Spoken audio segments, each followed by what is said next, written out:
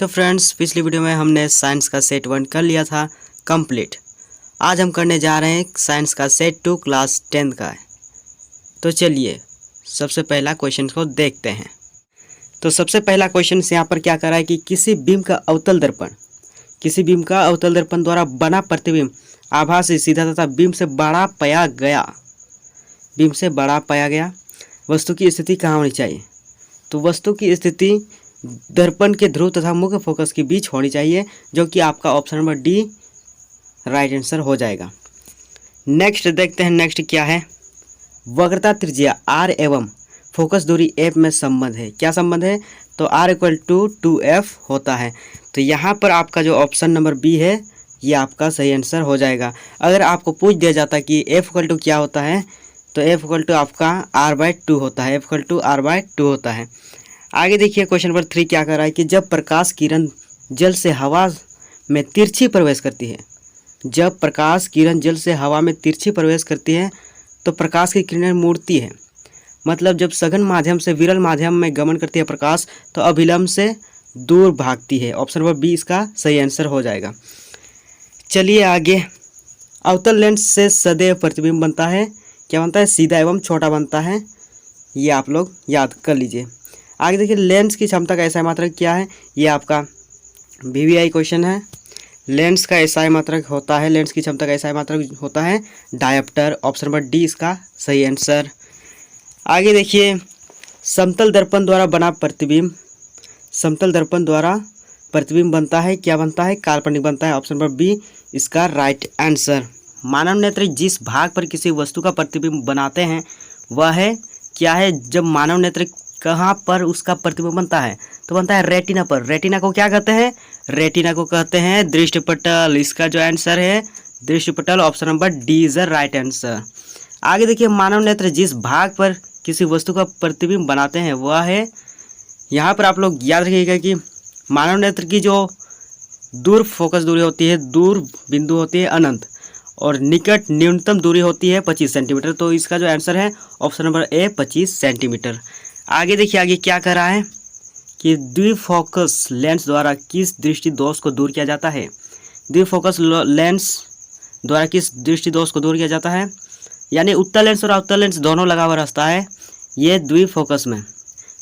तो किस दृष्टि दोष को दूर किया जाता है? तो यहाँ पर जरा दृष्टि दोष को दूर किया जाता है। ऑप्शन नंबर बी इसका सही आंसर।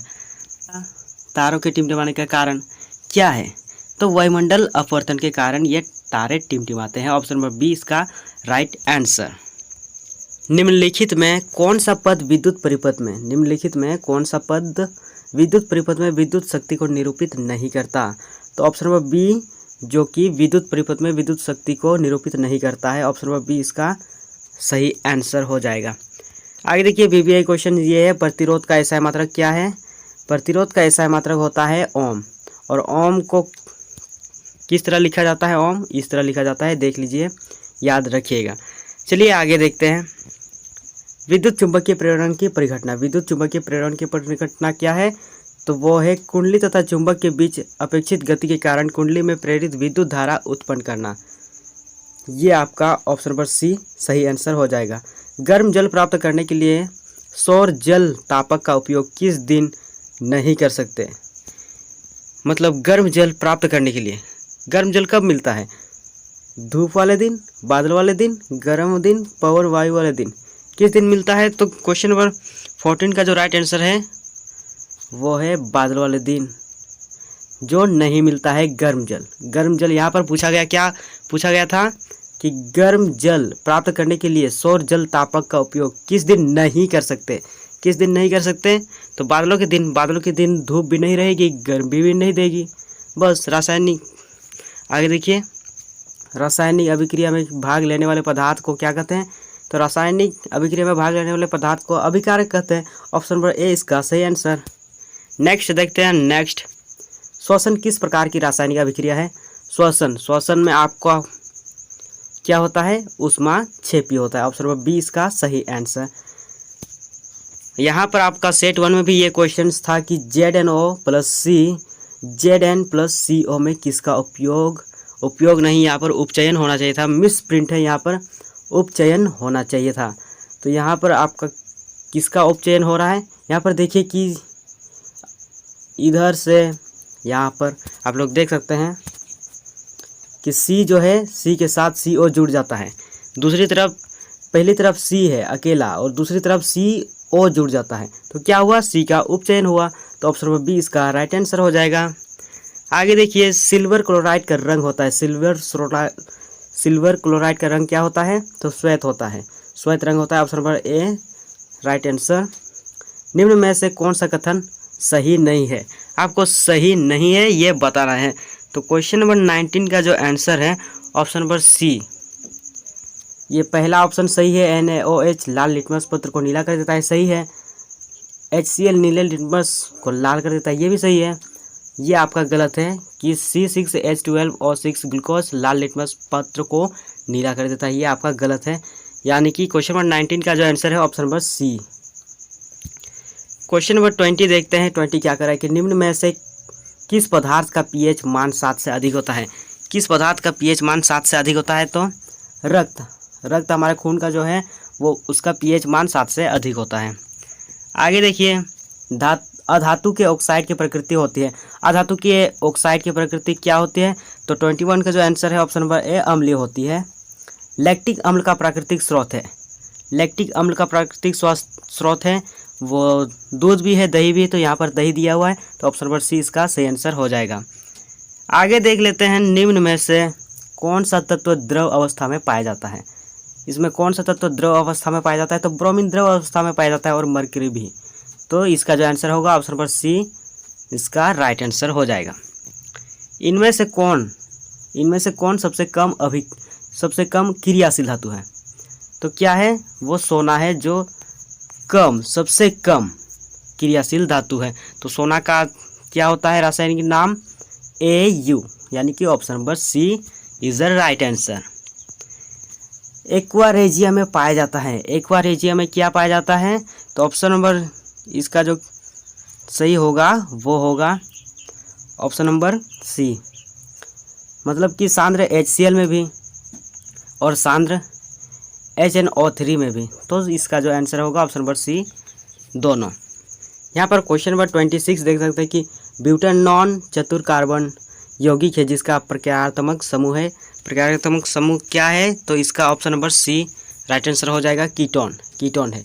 आगे देखिए क्वेश्चन नंबर 27, निम्न में से किस तत्व के बाहरी कक्ष में एक इलेक्ट्रॉन उपस्थित रहते हैं, तो सोडियम का सूत्र Na होता है और इसका जो परमाणु संख्या होता है 11 होता है। तो 11 होता है, तो 11 में 2, 8 और 1, तो 1 यहाँ पर इलेक्ट्रॉन उपस्थित रहते हैं, इसीलिए इसका जो आंसर होगा सोडियम। आगे देखिए स्वपोषी पोषण के लिए आवश्यक है, क्या आवश्यक है, CO2 तथा H2O दोनों आवश्यक है, क्लोरोफिल भी आवश्यक है, सूर्य का प्रकाश भी आवश्यक है। तो इसका जो आंसर है ऑप्शन नंबर डी उपयुक्त सभी। वृक्क की रचनात्मक एवं क्रियात्मक इकाई क्या है, तो इसका जो आंसर होगा क्वेश्चन नंबर 29 का जो आंसर होगा वो होगा नेफ्रॉन होगा, option number A is the right answer. आगे देखिए मानव के हृदय में कितने कोष्ठ होते हैं, तो मानव के हृदय में हमारा 4 कोष्ठ होते हैं, मानव के हृदय में 4 कोष्ठ होते हैं। ऑप्शन नंबर डी इसका सही आंसर हो जाएगा। चलिए आगे बढ़ते हैं। आगे यहाँ पर निम्नलिखित में से कौन सा पादप हार्मोन है, पादप हार्मोन क्या है, तो साइटोकाइनिन जो तने की वृद्धि को बढ़ाता है, साइटोकाइनिन, ये आपका राइट आंसर। आगे देखिए शरीर का प्रमुख समन्वय केंद्र क्या है, तो समन्वय केंद्र क्या है, तो सोचने वाला काम या फिर कुछ कार्य करने वाला काम क्या होता है, मस्तिष्क होता है। ऑप्शन नंबर ए इसका सही आंसर। अलैंगिक जनन मुकुलन द्वारा होता है, किसमें होता है, तो यीस्ट में होता है। ऑप्शन नंबर बी इसका सही आंसर। परिपक्व हो जाने पर अंडाशय विकसित हो जाता है, किसमें विकसित होता है, तो फल में विकसित होता है। ऑप्शन नंबर डी इसका राइट आंसर। आगे देखिए समजात अंग का उदाहरण है, समजात अंग का उदाहरण क्या है, हमारा हाथ तथा कुत्ते का अग्रपाद, ये सही है। हमारा दांत तथा हाथी का दांत, ये भी ठीक है। आलू एवं घास के ऊपरी भूस्तरी, ये भी सही है। मतलब कि इसका जो आंसर होगा ऑप्शन नंबर डी होगा, उपयुक्त सभी। निम्नलिखित में से किसे अनुवांशिकी का पिता कहा जाता है, तो किसे कहा जाता है? तो इसका जो ऑप्शन नंबर है, ऑप्शन नंबर बी इसका गेंगर जॉन मेंडल। आगे देखिए हमारा क्वेश्चन नंबर 37, निम्न में से कौन आहार श्रृंखला का निर्माण करता है? आहार श्रृंखला का निर्माण करता है कौन? तो घास, बकरी तथा मानव। पहले घास, इसके बाद बकरी, इसके बाद मानव। तो ऑप्शन नंबर बी इसका सही आंसर हो जाएगा। चलिए आगे, निम्नलिखित में से कौन उत्पादक है? कौन उत्पादक है? तो ये घास है। ऑप्शन नंबर डी इसका सही आंसर। चिपको आंदोलन का मुख्य उद्देश्य था, क्या था मुख्य उद्देश्य चिपको आंदोलन का? तो वननाश रोकना। वननाश मतलब वनों की कटाई को रोकना। ज़्यादातर कटाई हो रहा है आजकल में, तो उसी को रोकना, ये वननाश रोकना कहलाता है। चिपको आंदोलन का मुख्य उद्देश्य यही था। और अंतिम और लास्ट क्वेश्चन है, खादिन पाए जाते हैं। खादिन कहाँ पाए जाते हैं? राजस्थान में पाए जाते हैं। तो ऑप्शन नंबर ए इसका राइट आंसर है। इसी के साथ हमारा साइंस का सेट 2 भी कंप्लीट हो जाता है क्लास 10 का। तो अब आगे देखेंगे सेट 3 का। तो मिलते हैं नेक्स्ट वीडियो में, तब तक के लिए जय हिंद, जय भारत, धन्यवाद।